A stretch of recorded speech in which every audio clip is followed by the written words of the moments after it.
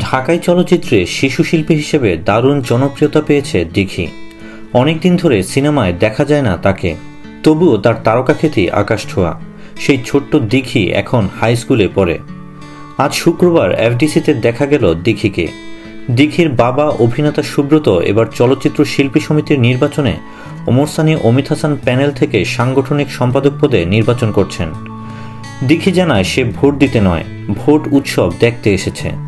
জনপ্রিয় এই শিশু শিল্পী এফডিসিতে অন্য শিল্পীদের কাছে বাবার জন্য ভোট চাইতেও দেখা গেছে।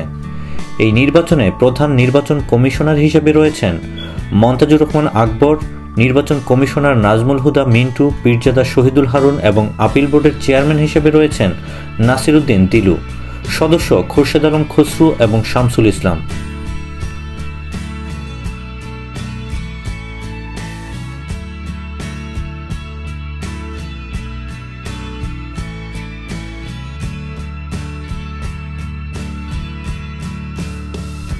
দেশ বিদেশের নিত্য নতুন খবরাখবর জানতে সাবস্ক্রাইব করে আমাদের সঙ্গেই থাকুন।